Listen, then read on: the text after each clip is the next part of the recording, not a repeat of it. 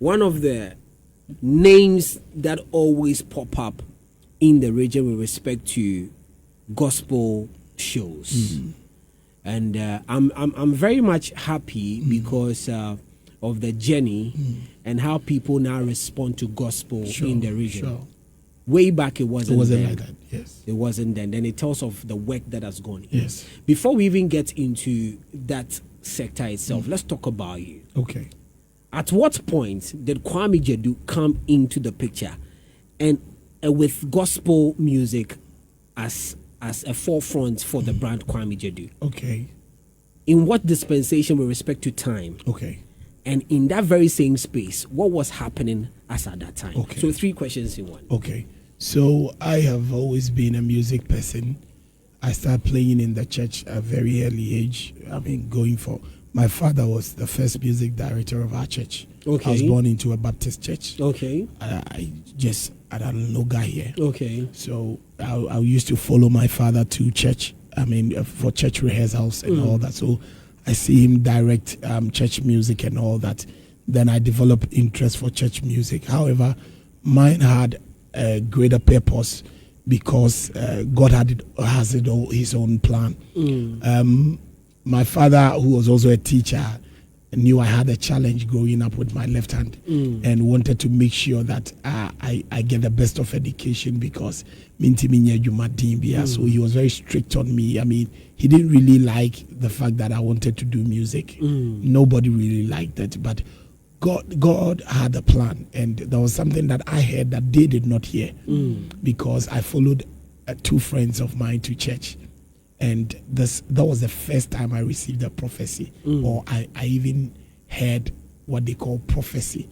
So this prophet of God, who is in Kumasi still, Prophet Quame, called the 3 of us and gave the 3 of us prophecies. He told the first one that among the 3 of us, he was the only one that is going to go to the university. He told the second one he was going to be a pastor. Now, the first one, I was like, this man, is he sure? Because this guy, Charlie, school na yekoni nika tunyinatite. Ye twedi anianzara wenye biedi. Emunshe da anyesa. How would this guy even say GHS impusu baby impa? It's a whole new. Then the second one, that was what made me go like, this man, he doesn't know what he's talking about. He goes, yo, ying na ifra raga no crowd here baby, or say free na wedding is ever. And if you are bosom 7 years, then how would this guy become a pastor? Say, Anchina Kotina Busumbi and him cried, yeah. Then he got to me and he was like, oh, yeah, Joe Penefree, so you will not be able to go to school to the level that you need to go to school to. And that was an issue. It really got me like, no, this man doesn't know what he's talking about. Because for me, education has become a priority. From the house, you dare not say you won't go to school. You have to. To the extent that don't catch you cry a bowl. They are not supposed to speak to you. I was like, this man doesn't know. Then he went to the extent, that was what really opened my eyes. He said, and we were at that time, we were all at JHS. So we're very young, JHS 1. And he said, this prophecy is based on time. Now, the reason is, your father was the one that saw that you had an issue with your left hand, not your mother. Because your father realized you were always raising your right hand, but the left hand was always down. So he told them to go and check. You were 3 months old. When they went, they saw that because you came out with your left hand instead of your head, your arm got broken, and they did not see at that time.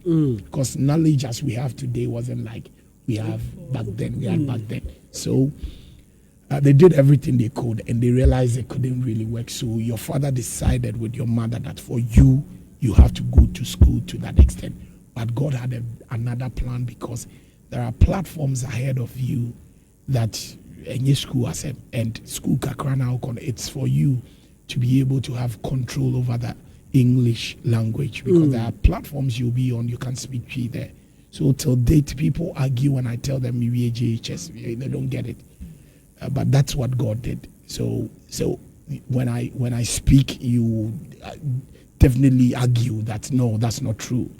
But that's what God did. Then from JHS, they did everything. I didn't go to school. They didn't know what was happening. Then I took myself to someone that I wanted to learn engineering. So I studied music production. Then I did production for a couple of people. There are a couple of songs in the system. On the airwaves, making big tunes that people jam to, that I produce, that people don't know. You can make mention of some? Yes, of course. My first major big hit was Makume Mudofu Papa by Selena Boate. Wow. Yeah, which won an award. I think Gospel Song of the Year. What, VGMAs? Yes. Okay. Wow. Then you're heavy.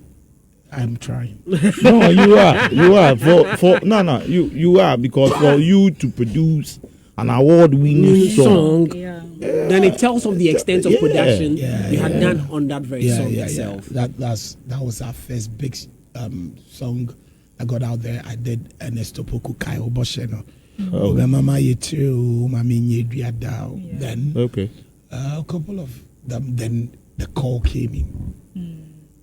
At a point, I was frustrated. I didn't know. I was like, okay, is this it? Is that all? But then I could sense deeply in my heart that something was missing.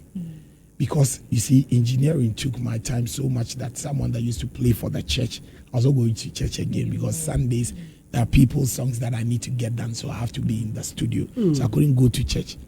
And God told me, because you have refused to honor me or recognize me, your struggle will be given to someone that did not even partake in the job. This woke me up.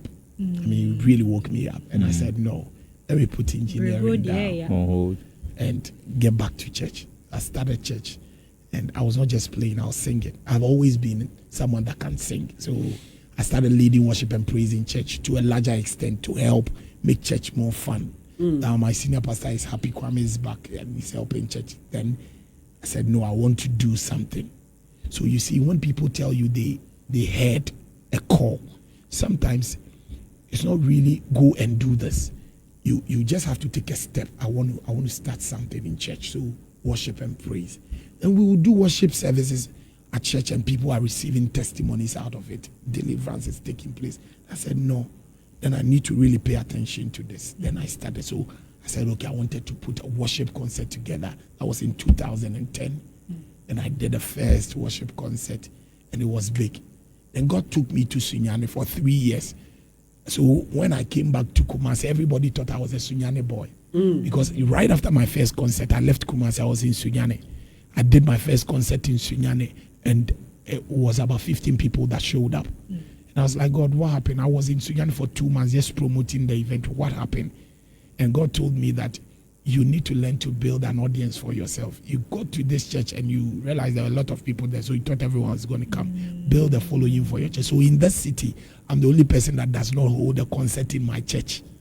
No. So when you go to any Kwame Gyedu concert, these are people coming for different churches because I don't do my church. My church people come. They will come. But I don't base on, okay, my church people will come here. Build an audience for yourself. That's what God told me. So I was in Sunyane for 3 months, 3 years. Then I came from 2010. Then I came back, I think, 2013. I came to do a concert at Lee Chapel. And that time was the time that Mopa was huge. And he was having a watch night that same day that we were doing our concert. People were scared at the ABA because Mopa, he has buses and all that. But God was faithful. We filled Family Chapel. That was the first time I recorded about 500 people coming for a concert. I was excited. Wow, people came and all that. Then in 2015, I did Golden Tulip, over 1,000 capacity. Wow. That was the first time Kumasi-based artists did a ticketed event, and it was sold out. People were holding tickets and they were standing out. Wow. It was full to capacity. Then it entered my head. I thought I had arrived. Did me all day. I sell. And then God said, no, that's not it. If I don't stop this boy now, he will mess up the whole plan. So from 2016 through to 2021, I was a living dead. I tell people all the time that if I offended you during those years, forgive me because I was not myself. Because even people that I gave them my platform, programs to minister, didn't want to associate with me again. Nobody wanted to put me on their program. So I was here, but I was not on anybody's program. What would have accounted to that?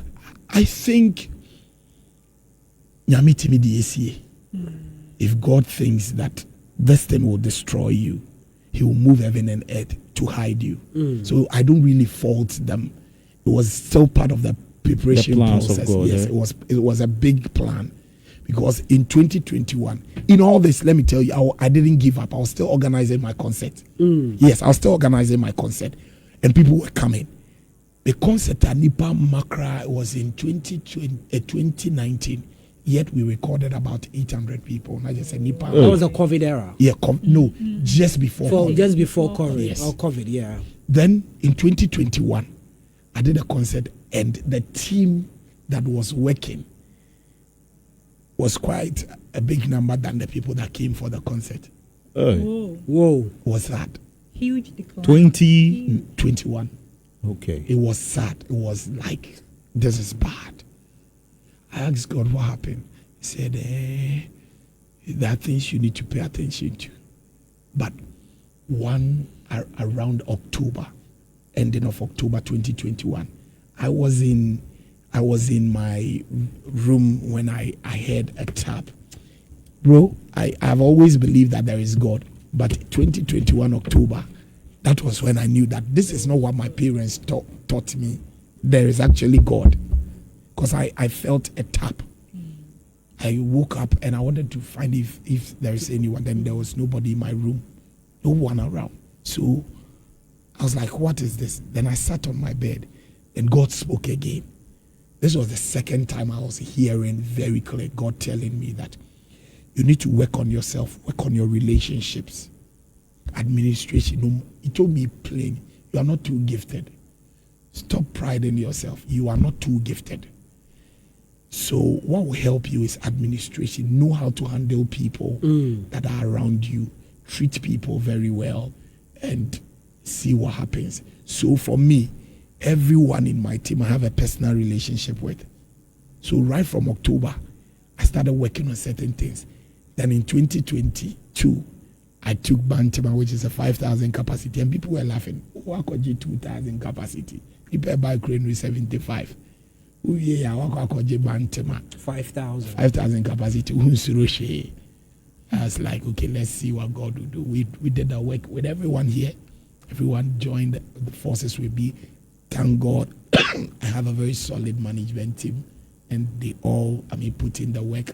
I did church tours, like I mentioned, moving up and down, and boom, we filled a 5,000 capacity auditorium. I want you to hold on for me on something. Now, your trajectory from years and knowing and hearing from God and knowing very well that these are the steps to which you're going.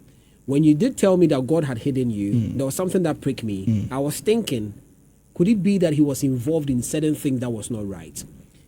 I was thinking along that line because I kind of find instrumentalists, singers, who get themselves involved in certain things that are not right. And there are things I wouldn't want to talk about because you know exactly where I am going. I don't know your experience with stuff like that. Various temptations that has come your way. And how have you been able to stop those and overcome those temptations? Okay. So you are right. One thing that really kills us is pride. Pride. The moment you think that I have arrived, that it's me. Charlie, that's me.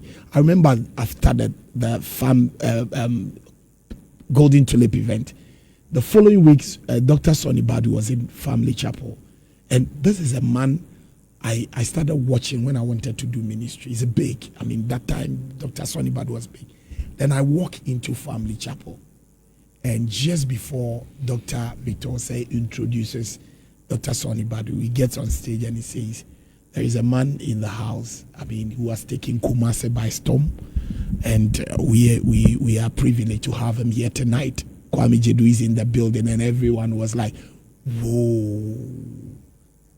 I was like, oh, Charlie, I rich.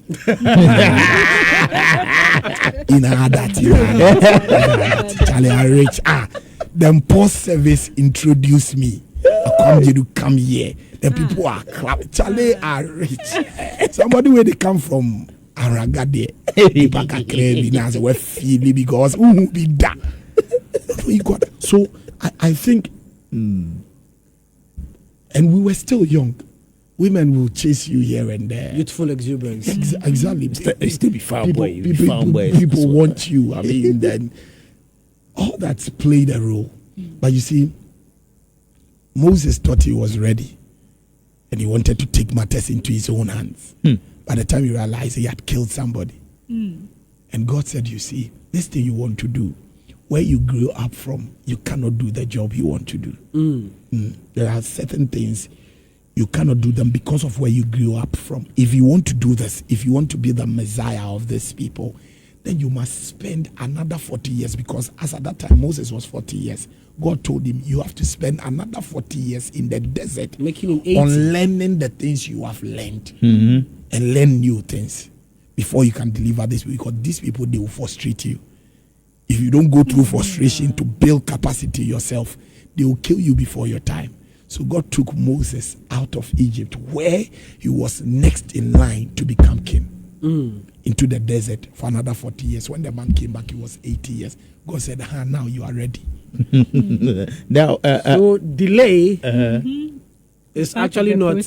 No, not at all. Delay is part of the process. God will tell you plain, you cannot skip the process and get the job done. Forget it. If you really want to, I thank God for everything I've been through, because it has really propelled me for where I am today and how I see things and how I talk to the young ones and all that. Because if you don't go through it, trust you me, nobody can advise you better than experience.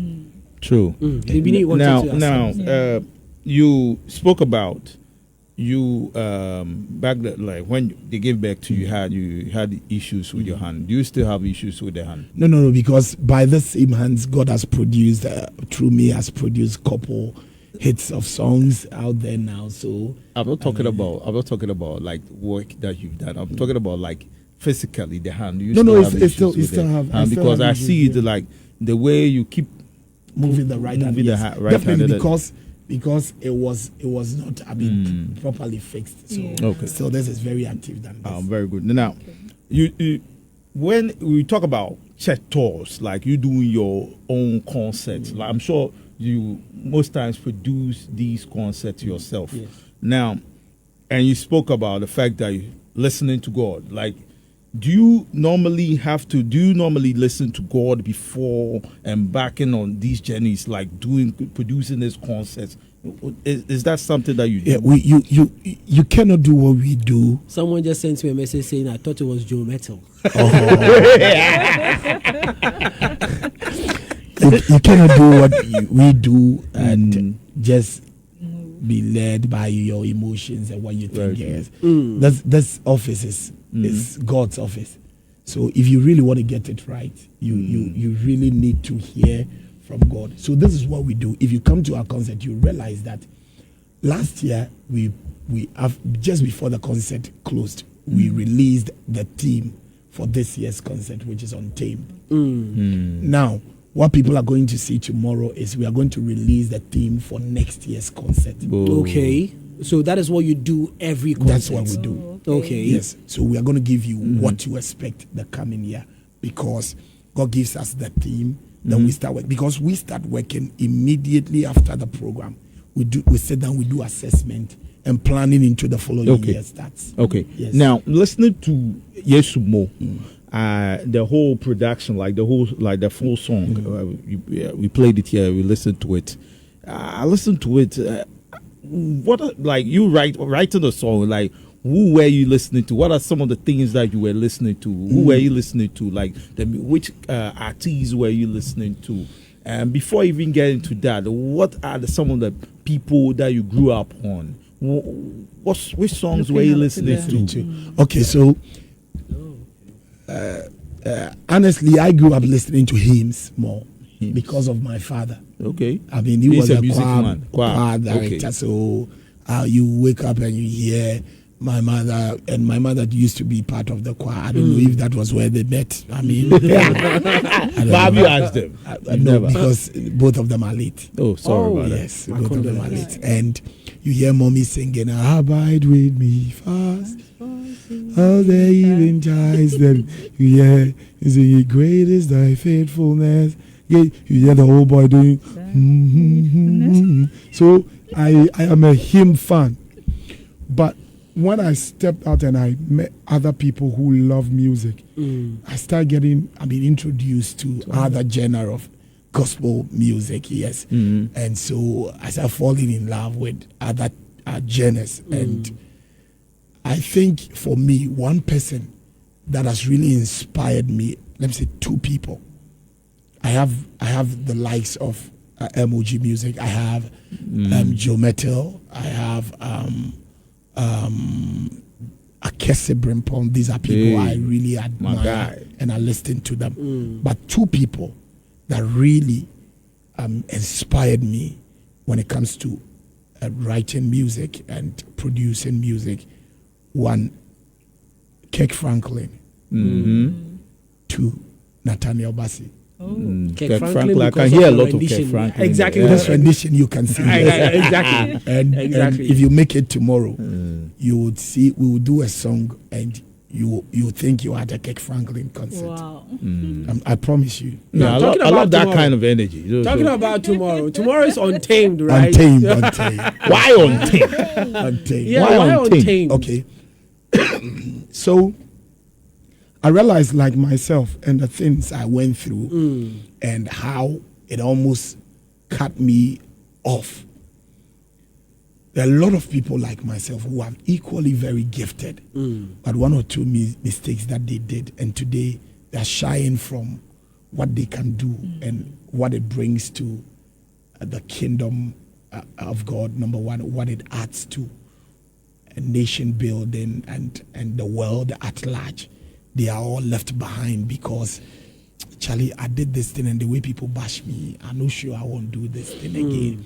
A lot of people are tamed, very gifted people.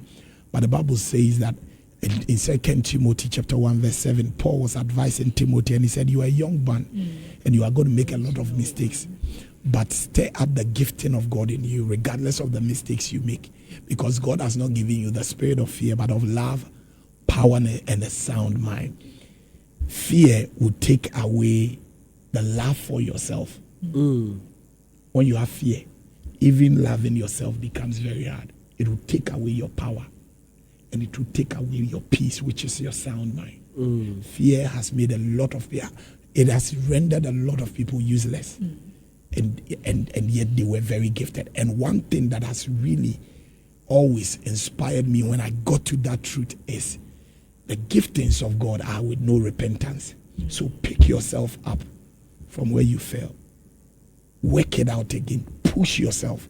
Because before you were formed, God knew you and He had deposited something in you. That is not just for you. It's for your family.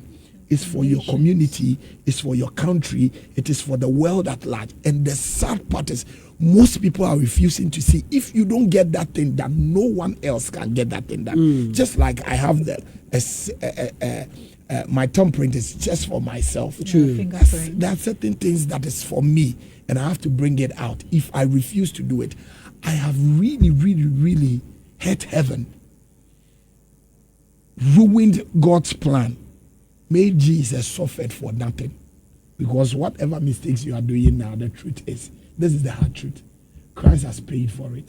So pick yourself up and get to it. As a matter of fact, of all of the things that you've spoken about, okay, it is something, now I believe that there's a new generation. Now I believe that there's a new generation. Because I am so much elated when I see the youngsters would want to carry that cross of Jesus Christ, because we've been swayed away for a very long time. And it's good that we are being brought back. Then it tells that God is actually moving on the harvest field. I tell you. He's brewing seriously on the harvest field. I have been a pastor from 2017. I didn't know. Yes, I've been a pastor from 2017. I was ordained as a pastor in 2017. Oil was poured on me as a pastor in 2017. Your church? Yes. Victory? No, not Victory. Okay. No, not Victory. I joined Victory not too long ago. Okay. Yeah. But if you check the artwork, the name there is Quame Gyedu. I hardly post anything. Pastor Quame Gyedu. Some people are swayed or moved by titles, but I believe in getting the job done. Let's give Raquel the opportunity to brag the question. Okay, so I was following through your story from 2018, 2019, 2020, 2021, and all of that. In 2022, you won, is it Ghana National Gospel Music Award for Songwriter of the Year? That was in 2022. Yes. What is the story? Can you give us something like a background? What led, that song was Wahun Odin. Yes. I love that song. In fact, it's my favorite. Oh, I see. Yeah. That's why it's my favorite. Okay, so something about. So I was there when I received a call. No, was it no. My manager texted. He sent me a text. He said, "Yo." All the time his first message is yo. As I go, yo, Charlie, be like you get some nomination. I was like, really? He said, yeah, a Ghana National Gospel Music Awards. I said, oh, okay. And I said, what nomination? He said, Gospel Songwriter of the Year. I said, oh, I have always loved to write good music. If you listen to, if you are inspired by Kirk Franklin and you are inspired by Nathaniel Bassey and you don't have that desire to pen good songs, then I don't know why you are listening to them. So that category is one category that I always, I want to be there. I want to be there. So when I heard it, I was like, woo, Charlie, this is cool. Finally. And I said, okay, so who are on the bill? When he sent me the people, I was like, so I'll go win this thing. Because they had the likes of Dinah Hamilton, MOG, Celestine Donko, Akesi Brimpong. They were all in the same category. And these are solid guys, trust you me. Yeah. So I was like, so I'll go win this thing. How? So we went for the awards night. I was there. I had finished my performance, just walked into my seat, and we were there. They were just calling people here and there to pick their awards. Then it got to attend.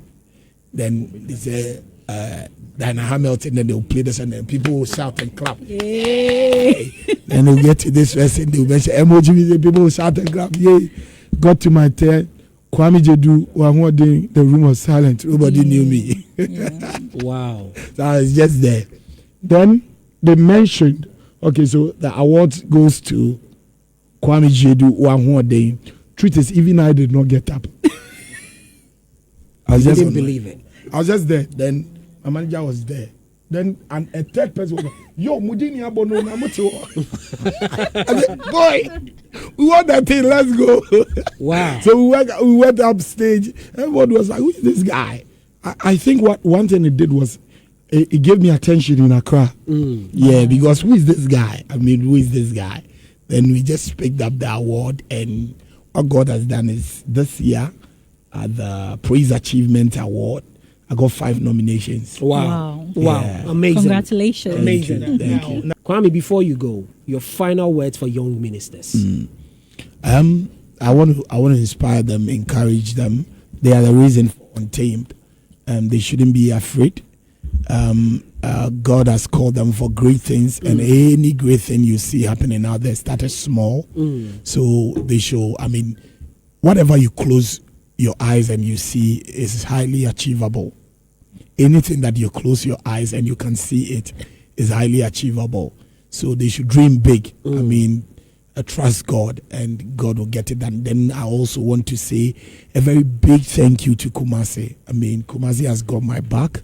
I'm able to look for big auditoriums to do my concert because I know they are going to show up. Yeah, so I'm trusting God that tomorrow we are filling CCC to full capacity, and we'll put a smile on the face of heaven. One thing I'm excited about is you are coming. Yes. The reason is Kumasi is lacking something.